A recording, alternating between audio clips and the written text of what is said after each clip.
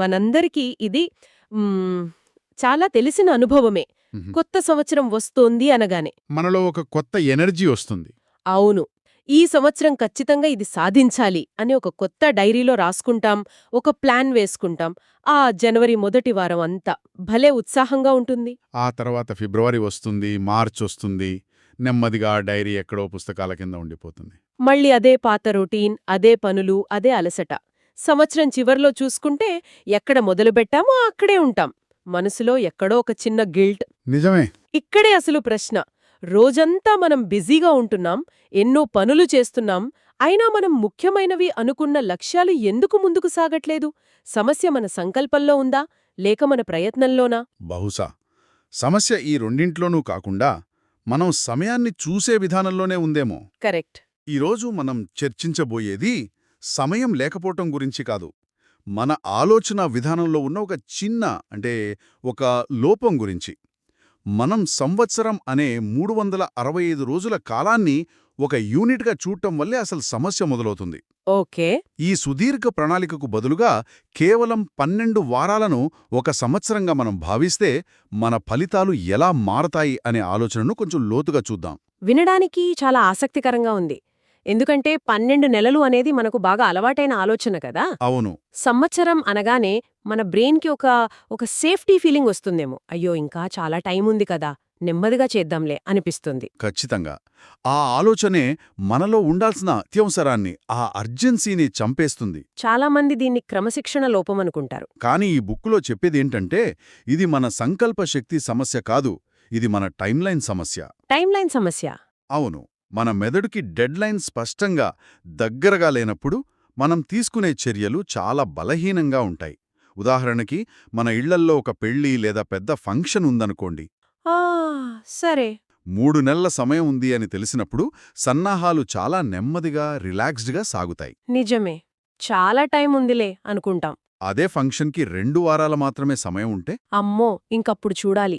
ఇంట్లో ఒక్కటే హడావిడి. అమ్మ, నాన్న, బంధువులు అందరూ ఒక్కసారిగా యాక్టివ్ అయిపోతారు. ఎందుకు?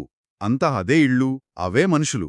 కాని ఫలితంలో అంత తేడా ఎందుకొస్తుంది? అంటే మన సామర్థ్యం సమస్య కాదన్నమాట. కానే కాదు, సమస్య డెడ్లైన్ కంటికి కనిపించడంలో ఉంది. ఆ తేదీ క్యాలెండర్లో దగ్గర పడుతున్న కొద్దీ మనలో ఒక పాజిటివ్ టెన్షన్ మొదలవుతుంది. కానీ మన జీవిత లక్ష్యాలకు ఈ ఏడాది చివరికల్లా అనేది చాలా అస్పష్టమైన డెడ్లైన్ కదా. ఎగ్జాక్ట్లీ. మన మెదడు దాన్ని సీరియస్గా తీసుకోదు, అందుకే వాయిదా వేస్తూ ఉంటుంది. అయితే ఇక్కడొక సందేహం వస్తోంది. 12 వారాలు అనేది కొన్ని పెద్ద లక్ష్యాలకు, ఉదాహరణకు ఒక పుస్తకం రాయడం లేదా ఒక కొత్త వ్యాపారం ప్రారంభించడం వంటి వాటికి చాలా తక్కువ సమయం కదా. మంచి ప్రశ్న. ఇది ఇంకా ఒత్తిడిని పెంచదా? చాలామందికొచ్చే సందేహం ఇదే. 12 వారాల సంవత్సరం అంటే ఒక సంవత్సరంలో చెయ్యాలనుకున్న పనులన్నింటినీ ఈ 12 వారాల్లో కుదించడం కాదు. ఓ, అలా కాదా? కాదు. అది అసాధ్యం, అనారోగ్యకరం కూడా. దీని వెనుక ఉన్న అసలు ఆలోచన వేరు. ఏడాది పొడవునా 10 పనులు చేద్దామని ప్లాన్ చేసుకునే బదులు, రాబోయే 12 వారాల్లో మీ జీవితంలో అత్యంత మార్పును తీసుకురాగల 1 లేదా 2 ముఖ్యమైన లక్ష్యాలను మాత్రమే ఎంచుకోడు. ఓకే. అంటే ఫోకస్ను విస్తరించడం కాకుండా దాన్ని మరింత షార్పు చేయటమన్నమాట. ఇంతే. 10 వేర్వేరు దిక్కుల్లో అడుగులు వేయకుండా ఒకే దిక్కులో 10 అడుగులు వేయడం లాంటిది. పర్ఫెక్ట్. ఇక్కడే ప్రేరణకు, నిర్మాణానికి మధ్య ఉన్న తేడాను మనం అర్థం చేసుకోవాలి. చాలామంది నాకు మోటివేషన్ లేదు అని బాధపడుతుంటారు. అవును, చాలా కామన్ కంప్లైంట్ అది. కానీ అసలు సమస్య ప్రేరణ లేకపోవడం కాదు, సరైన నిర్మాణం. అంటే ఒక సరైన స్ట్రక్చర్ లేకపోవటం. ఆ మోటివేషన్ కమ్స్ ఆఫ్టర్ క్లారిటీ. మనకు ఏం చెయ్యాలో, ఎప్పుట్లోపు చెయ్యాలో స్పష్టంగా తెలిసినప్పుడు ప్రేరణ దానంతట అదే వస్తుంది. ఈ నిర్మాణం అంటే ఏంటి? దాన్ని ఆచరణలో ఎలా పెట్టాలి? దీన్ని ఆచరణలో పెట్టడానికి 3 కీలకమైన సూత్రాలున్నాయి. 1. లక్ష్య నిర్ధారణ, అంటే గోల్ సెట్టింగ్. సరే. రాబోయే 12 వారాల్లో సాధించగల, కొలవగలిగే, అంటే మెజరబుల్ 1 లేదా 2 లక్ష్యాలను మాత్రమే ఎంచుకోవటం. బరువు తగ్గాలి అనేది అస్పష్టమైన లక్ష్యం. 12 వారాల్లో 5 కిలోల బరువు తగ్గాలి అనేది స్పష్టమైన లక్ష్యం. కరెక్ట్. ఇక 2, వ్యూహాత్మక ప్రణాళిక, అంటే టాక్టికల్ ప్లాన్. ఆ లక్ష్యాల్ని చేరడానికి మీరు ప్రతి వారం ప్రతిరోజు చేయాల్సిన పనులను స్పష్టంగా రాసుకోవటం. ఓకే. ఇక మూడోది, ఇది అన్నింటికన్నా ముఖ్యమైనది, వారపు సమీక్ష, వీక్లీ రివ్యూ. Weekly review. అవును, ప్రతి వారం ఒక 15 నిమిషాలు కేటాయించి, ఈ వారం నేను అనుకున్నవి చేశానా, నా స్కోర్ ఎంత అని మనల్ని మనమే ప్రశ్నించుకోవడం. ఈ ఆలోచన చాలా శక్తివంతంగా అనిపిస్తోంది. ఎందుకంటే ఏడాది చివర్లో మనం ఫెయిల్ అయ్యామని తెలుసుకోవడం కన్నా ప్రతి వారం మనల్ని మనం సరిదిద్దుకునే అవకాశం ఉంటుంది. ఒక ఫీడ్బ్యాక్ లూప్ లాంటిదన్నమాట. అవును, దీనివల్ల మన పనితీరుపై మనకు పూర్తి కంట్రోల్ వస్తుంది. ఒక వారం సరిగ్గా చేయలేకపోతే ఆ గిల్టులో ఉండిపోకుండా, సరే, ఈ వారం ఎక్కడ పొరపాటు జరిగింది, వచ్చే వారం దీన్ని ఎలా బెటర్ చేయాలి అని ఆలోచించగలుగుతాం. ఎగ్జాక్ట్లీ, ఇది మన మెదడుకు శరీరానికి కూడా చాలా మంచిది. స్పష్టత లేని సుదీర్ఘ ప్రణాళికలు మనలో ఒక రకమైన మైండ్ ఫాగ్, స్ట్రెస్ పెంచుతాయి. కానీ చిన్న స్పష్టమైన సైకిల్స్, ఓకే ఇది నేను చేయగలను అనే భద్రతాభావాన్ని ఇస్తాయి. ఇది మన నాడీ వ్యవస్థను కూడా శాంతపరుస్తుంది. దీని అర్థం చేసుకోవడానికి ఒక ఐటీ ఉద్యోగి కథ ఉంది. అతను ఎప్పుడూ కొత్త స్కిల్స్ నేర్చుకోవాలని ప్లాన్ చేస్తూ ఉంటాడు. ఆన్లైన్లో కోర్సులు కొంటాడు, పుస్తకాలు ఆర్డర్ చేస్తాడు. అవును, అన్నీ చేస్తాడు. కానీ ఎప్పుడూ మొదటి 2-3 చాప్టర్ల కన్నా ముందుకు వెళ్ళడు. అసలు టైమే దొరకట్లేదు అనేది అతని స్థిరమైన సమాధానం. ఇది చాలామందికి కనెక్ట్ అయ్యే కదా. ఆ ప్లానింగ్లో ఉండే ఆనందం ఎగ్జిక్యూషన్లో ఉండదు. నిజమే. ఒకరోజు అతను ఈ పద్ధతితో విసిగిపోయి ఈ 12 వారాల ఆలోచనను ప్రయత్నించాలని నిర్ణయించుకున్నాడు. అతను ఒకే ఒక్క లక్ష్యం పెట్టుకున్నాడు. అదేంటి? రాబోయే 12 వారాల్లో నేను కేవలం ఒక్క స్కిల్, డేటా అనలిటిక్స్లో ప్రాథమిక అంశాల మాత్రమే నేర్చుకుంటాను అని. ఓకే, చాలా స్పెసిఫిక్ గోల్. అవును, అతను ఇందాక మనం చెప్పుకున్న నిర్మాణాన్ని పాటించాడు. తన లక్ష్యాన్ని వారాల వారీగా విభజించుకున్నాడు. అంటే మొదటి వారం బేసిక్స్, రెండో వారం ఒక టూల్ ఇన్స్టాల్ చేయడం అలాగా. అలాగే ప్రతి ఆదివారం రాత్రి 15 నిమిషాలు కేటాయించి ఆ వారం తను అనుకున్న పనులు పూర్తి చేశాడా లేదా అని స్కోలు వేసుకునేవాడు. ఆ ప్రయాణంలో ఏం జరిగింది? మొదటి 2 వారాలు చాలా ఇబ్బందిగా అనిపించిందట. సహజం, మన మెదడు పాత అలవాట్ల వైపు లాగుతుంది కదా. ఎందుకీ అనవసరపు కష్టం అని రెసిస్ట్ చేస్తుంది. అవును, కానీ అతను ఆ 15 నిమిషాల సమీక్షను మాత్రం వదల్లేదు. 3వ వారం వచ్చేసరికే అది నెమ్మదిగా ఒక హ్యాబిట్లాగా మారింది. ఆ తర్వాత 6వ వారంలో అతనొక చిన్న ప్రాజెక్ట్ను పూర్తి చేయగలిగాడు. అప్పుడు అతనిలో ఆత్మవిశ్వాసం పెరిగింది. ఓకే, నేనిది చేయగలుగుతున్నాను అనే నమ్మకం వచ్చింది. 12వ వారం చివరికి అతను ఆ స్కిల్లో ఎక్స్పర్ట్ అయిపోయాడా? లేదు, అవ్వలేదు. అతని జీవితం మొత్తం ఏమీ మారిపోలేదు. కానీ అతని గుర్తింపులో ఒక పెద్ద మార్పొచ్చింది. Identity shift. అవును, నేను ప్లాన్ చేసేవాడిని మాత్రమే కాదు, నేను మొదలుపెట్టింది పూర్తి చేస్తాను అనే కొత్త గుర్తింపు అతనిలో ఏర్పడింది. ఈ ఐడెంటిటీ షిఫ్ట్ చాలా శక్తివంతమైనది. ఒక్కసారి ఈ ఫీలింగ్ వచ్చిందంటే అది అతని జీవితంలోని ఇతర రంగాలపై కూడా ప్రభావం చూపుతుంది. తన ఆరోగ్యం గురించి, తన ఫైనాన్సెస్ గురించి కూడా ఇలాగే ఆలోచించడం మొదలుపెడతాడు. అంతే. అంటే దీర్ఘకాలిక లక్ష్యమనేది ఒక గమ్యం లాంటిది, కానీ ఈ 12 వారాల ప్రణాళిక అనేది ఆ గమ్యానికి దారి చూపే ఒక మ్యాప్ లాంటిదన్నమాట. కరెక్ట్. ఇది కేవలం ప్రొడక్టివిటీ టెక్నిక్ కాదు, ఇది జీవితాన్ని చూసే ఒక దృక్పథం. మనం తరచుగా దీర్ఘకాలికంగా ఆలోచించడం అనేది పరిణితికి సంకేతమని అనుకుంటాం. అది నిజమే. మనకొక లాంగ్ టర్మ్ విజన్ ఖచ్చితంగా అవసరం. అది మనకు డైరెక్షన్ చూపిస్తుంది. కానీ ఆ విజన్ను నిజం చేసేది రోజువారీ చర్యలే. క్రమశిక్షణతో కూడిన షార్ట్ టర్మ్ ఎగ్జిక్యూషన్ లేకపోతే ఆ లాంగ్ టర్మ్ విజన్ కేవలం ఒక కలగానే మిగిలిపోతుంది. మనం ప్రతిరోజూ ప్రతి వారం ఏం చేస్తున్నామనేదే చివరికి మన దీర్ఘకాలిక లక్ష్యాన్ని నిర్ణయిస్తుంది. అవును, ఈ సూత్రం మన ఆరోగ్యానికి, నిద్రకు, అలవాట్లకు అన్నింటికీ వర్తిస్తుంది. మన శరీరం, మన మనస్సు కూడా సైకిల్స్లోనే మెరుగవుతాయి, సైకిల్స్లోనే హీల్ అవుతాయి. అందుకే ఈ బుక్ సంవత్సరం అనే యూనిట్ను ప్రశ్నిస్తుందన్నమాట. అవును, సంవత్సరం అనేది మనల్ని చాలా కంఫర్టబుల్గా, కొన్నిసార్లు సోమరిగా మార్చేస్తుంది. కానీ 12 వారాల సైకిల్ మనల్ని జవాబుదారీగా ఉంచుతుంది. ప్రతి వారం ముఖ్యమైనదే, ప్రతిరోజు ముఖ్యమైనదే. అంటే ఇదంతా మన లక్ష్యాలను, సమయాన్ని చూసే మన దృక్పథంలో ఒక ఫండమెంటల్ మార్పును తీసుకురావడం గురించి. అవును, ఇదొక మైండ్ సెట్ షిఫ్ట్. ఈ మార్పు మొదలైనప్పుడు నా చేతుల్లో టైం లేదు అనే ఫిర్యాదు పోయి, నా చేతుల్లో క్లారిటీ ఉంది అనే నమ్మకం వస్తుంది. ఇది మనల్ని బాధితుడి స్థానం నుంచి మన జీవితానికి మనమే యజమాని అనే స్థానానికి తీసుకొస్తోంది. కరెక్ట్. మరి ఈ మార్పును మొదలుపెట్టాలనుకునే వారికి మొదటి అడుగు ఏంటి? మొదటి అడుగు విజన్. రాబోయే 3-5 ఏళ్లలో మీ జీవితం ఎలా ఉండాలనుకుంటున్నారో ఒక స్పష్టత తెచ్చుకోవడం. అది కెరియర్ కావచ్చు, ఆరోగ్యం, సంబంధాలు, ఏదైనా. ఆ పెద్ద విజన్ ఆధారంగా అవును, దాని ఆధారంగా రాబోయే 12 వారాల్లో సాధించగల అత్యంత ముఖ్యమైన ఒక్క లక్ష్యాన్ని ఎంచుకోవాలి. 100 పనులు కాదు, కేవలం ఒక్కటి. ఆ స్పష్టతే మిగతా ప్రయాణానికి పునాది వేస్తుంది. విజన్ మనకు ఎందుకు చేస్తున్నామో గుర్తుచేస్తుంది. 12 వారాల ప్లాన్ ఎలా చేయాలో చూపిస్తుంది. ఈ లక్ష్యాలతో కాదు, వాటిని ఆచరించే మన పద్ధతిలోనే ఉంది. ఆ పద్ధతిలోనే. ఇది ఎగ్జిక్యూషన్ రిథమ్ అనే ఒక కొత్త ఆలోచనను పరిచయం చేస్తుంది. తెలుగులో చెప్పాలంటే ఆచరణ లయ అనుకోవచ్చు. బాగుంది ఆ పదం. అంటే పనులను పూర్తి చేయడానికి ఒక సంగీతం లాంటి లయను సృష్టించడం. ఈ ఆలోచన చాలా ఆసక్తికరంగా ఉంది. సరే, దీన్ని విడమర్చి చూద్దాం. నిజమే. ఆ ఆచరణ లయ అనే పదం చాలా పర్ఫెక్ట్గా సరిపోతుంది. మనం పేపర్ మీద అద్భుతమైన ప్లాన్స్ వేస్తాం. అవును, రేపటి నుండి ఉదయాన్నే లేవాలి, గంటసేపు వ్యాయామం చేయాలి, ఒక కొత్త స్కిల్ నేర్చుకోవాలి, అంతా బాగుంటుంది. అంతా పర్ఫెక్ట్గా ఉంటుంది. కానీ ఉదయం అలారం మోగగానే మన మెదడు ఒక 100 కారణాలు చెప్తుంది దాన్ని ఆపడానికి. కరెక్ట్. ఈ సమాచారం ప్రకారం మనం ఆ పెద్ద లక్ష్యాన్ని చూడటం మానేసి ప్రతిరోజూ రిపీట్ అయ్యే ఒక చిన్న, స్థిరమైన లయను నిర్మించడంపై దృష్టి పెట్టాలి. ఓ. సంగీతంలో ఒక్కో స్వరం విడిగా వింటే అంతగా ఆకట్టుకోదు. కాని అవే స్వరాలు ఒక లయ ప్రకారం కలిసినప్పుడు ఒక అద్భుతమైన పాట పుడుతుంది. అవును. మన జీవితంలో పురోగతి కూడా అలాంటిదే. అంటే ఒకేసారి ఎవరెస్ట్ శిఖరాన్ని ఎక్కాలని చూడకుండా ప్రతిరోజూ కొన్ని అడుగులు స్థిరంగా వేయటం మీద ఫోకస్ పెట్టడం. అంతే. ఇక్కడే అసలు విషయం మొదలవుతుంది. చాలామంది చేసే పొరపాటు సమయం దొరికితే చేస్తాను అని అనుకోవడం.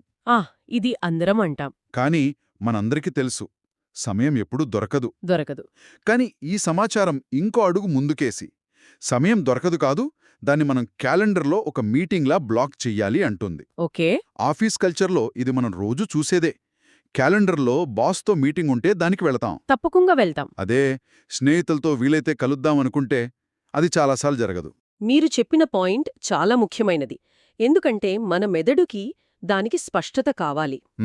ఒక పని మన క్యాలెండర్లో ఉందంటే ఏం చెయ్యాలి, ఎప్పుడు చెయ్యాలి, ఎక్కడ చెయ్యాలి, ఈ ప్రశ్నలన్నిటికీ ముందే సమాధానం దొరికినట్లే. అవును. ఆ స్పష్టత మెదడుపై భారాన్ని తగ్గిస్తుంది. జిమ్కి వెళ్ళాలి అని అనుకోవటం ఒక అస్పష్టమైన కోరిక. జస్ట్ ఒక ఆలోచన అంతే. కాని సోమవారం సాయంత్రం 6 నుండి 7 గంటల వరకు జిమ్ అని క్యాలెండర్లో పెట్టుకోవడం ఒక కమిట్మెంట్. మన మెదడు ఆ కమిట్మెంట్ను గౌరవిస్తుంది. దాన్ని ఐచ్ఛికంగా అంటే ఆప్షనల్గా చూడదు. అది మూడ్తో సంబంధం లేకుండా కేటాయించిన సమయంలో చేయాల్సిన పనిగా గుర్తిస్తుంది. కాని ఇక్కడే అసలు సమస్య ఉంది కదా. చెప్పండి.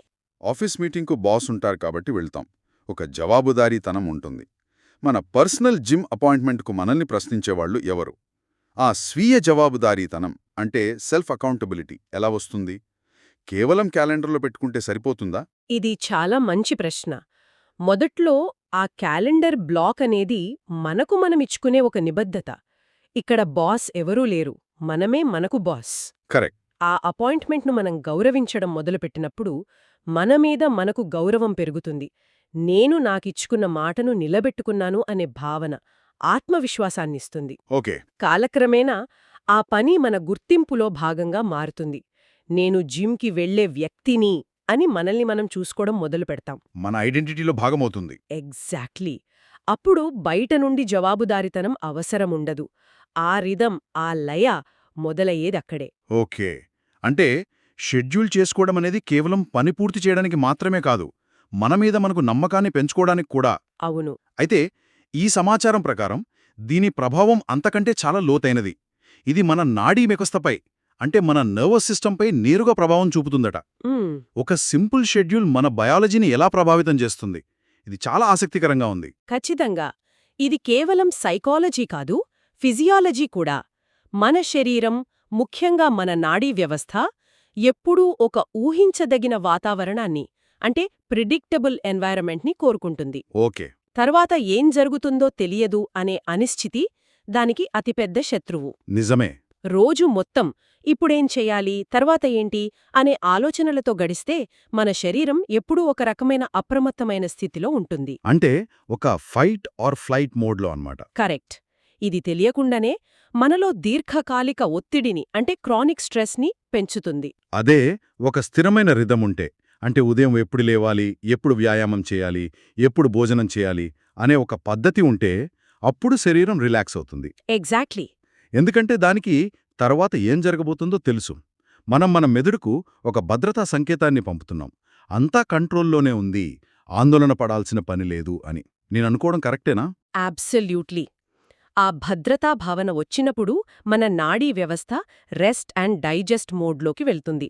ఆ అంచనా మన జీవ ఘడియారాన్ని అంటే బయోలాజికల్ క్లాక్ని సరిగ్గా సెట్ చేస్తుంది. ఓ, ఇది మన జీర్ణ వ్యవస్థ, నిద్ర నాణ్యత, హార్మోన్ల సమతుల్యత వీటన్నిటిపై అద్భుతమైన సానుకూల ప్రభావం చూపుతుంది. అందుకే ఒక మంచి రొటీన్ ఉన్నవాళ్లు ప్రశాంతంగా ఆరోగ్యంగా కనిపిస్తారు. అవును. ఓ, అంటే క్రమశిక్షణ అంటే మనల్ని మనం కఠినంగా శిక్షించుకోవడం కాదు, మన మెదడుకు పని సులభం చేయడమన్నమాట. అంటే ఈ కోణం చాలా ఆసక్తికరంగా ఉంది. నేను ఎప్పుడూ ఇలా ఆలోచించలేదు. చాలామంది క్రమశిక్షణ అంటే స్వేచ్ఛను కోల్పోవడం అని భయపడతారు. మ్మ్, కానీ ఈ సమాచారం దాన్ని పూర్తిగా తిప్పికొడుతోంది. క్రమశిక్షణ మనకు స్వేచ్ఛను ఇస్తుంది అంటోంది. ఎలా? అది నిర్ణయ అలసట అంటే డెసిజన్ ఫిటీగ్ అనే కాన్సెప్ట్ను తగ్గించడం ద్వారా. ఒక్కసారి ఆలోచించండి, మనం ఉదయం లేచినప్పట్నుండి రాత్రి పడుకునే వరకు ఎన్ని చిన్న చిన్న నిర్ణయాలు తీసుకుంటాం. చాలా. చెయ్యాలి, ఈ మెయిల్కి ఇప్పుడు రిప్లై ఇవ్వాలా వద్దా, ఈ ప్రతి నిర్ణయం మన మానసిక శక్తిని కొద్ది కొద్దిగా వాడేస్తుంది. నిజమే. సాయంత్రం అయ్యేసరికి ముఖ్యమైన పనుల మీద దృష్టి పెట్టడానికి మన దగ్గర ఎనర్జీ మిగలదు. నిజమే. నేను కూడా ఉదయం లేవగానే 10 పనుల గురించి ఆలోచించి చివరికి ఏమీ చేయకుండా సోషల్ మీడియా చూస్తూ ఉండిపోతాను. ఈ డిసిజన్ ఫటీగ్ అనే పదం దానికి సరిగ్గా సరిపోతుంది. కరెక్ట్. అదే ఒక రిథముంటే, ఉదయం లేవగానే ఏం చెయ్యాలో ముందే నిర్ణయించుకునుంటే ఆ చర్చకే ఆస్కారం ఉండదు. అవును. ఈరోజు వ్యాయామం చెయ్యాలా వద్దా అనే ప్రశ్న రాదు. ఇది నా వ్యాయామం చేసే సమయం అంతే. ఆ నిర్ణయం తీసుకోకపోవడం వల్ల ఆదాయమైన మానసిక శక్తిని మనం అసలైన పని మీద పెట్టవచ్చు. ఎగ్జాక్ట్లీ. ఉదాహరణకు ప్రతిరోజు నడవాలి అనేది ఒక అస్పష్టమైన లక్ష్యం. అది ప్రతిరోజు మనల్ని ఒక నిర్ణయం తీసుకోమని అడుగుతుంది. కానీ ఉదయం 6:30 నుండి 6:50 వరకు వాకింగ్ అనేది ఒక స్పష్టమైన అమలు ప్రణాళిక. అక్కడ చర్చ లేదు. కేవలం ఆచరణ మాత్రమే ఉంది. ఆ స్పష్టతే మనకు స్వేచ్ఛనిస్తుంది. అంటే ఇది కేవలం ప్రొడక్టివిటీ గురించే కాదు, మన ఆరోగ్యం గురించి కూడా. రెండింటి గురించి. వినడానికిదంతా చాలా బావుంది. కానీ నిజ జీవితంలో, ముఖ్యంగా ఆఫీస్ షెడ్యూల్ లేనివారికి, ఉదాహరణకు ఒక గృహిణికి, వాళ్ల రోజంతా అనూహ్యమైన పనులతో నిండి ఉంటుంది. పిల్లల అవసరాలు, ఇంటి పనులు. వాళ్లకు ఈ రిథమ్ అనేది ఆచరణ సాధ్యమేనా? ఇది చాలా ప్రాక్టికల్ ప్రశ్న. దీనికి సమాధానంగా ఈ సమాచారంలో ఒక గృహిణికి సంబంధించిన చిన్న కథ ఉంది. రోజంతా ఇల్లు, పిల్లలు, పనులతో ఆమె జీవితం ఒక రియాక్టివ్ మోడ్లో ఉండేది. తన కోసం సమయం కేటాయించుకోవాలనే ఆలోచనే వచ్చేది కాదు. పాపం. దాంతో ఆమెలో చిరాకు, అసహనం పెరిగిపోయాయి. అప్పుడు ఈ 12 వారాల ప్రణాళిక గురించి తెలుసుకుని రాబోయే 12 వారాల పాటు ప్రతిరోజూ కేవలం 20 నిమిషాలు తన కోసం కేటాయించుకోవాలని నిర్ణయించుకుంది. అదే సమయం, అదే ప్రదేశం. అవును. కేవలం 20 నిమిషాలా? అది కూడా కష్టమే అనిపిస్తుంది చాలామందికి. మొదటి కొన్ని రోజులు ఎలా గడిచాయి ఆమెకు? చాలా కష్టంగా. మొదటి కొన్ని రోజులు ఆ 20 నిమిషాలు కూర్చున్నప్పుడు కూడా ఆమె మనసులో అయ్యో బట్టలు ఉతకాలి, పిల్లలకు స్నాక్స్ చెయ్యాలి లాంటి ఆలోచనలే తిరిగేవి. Guilt feeling.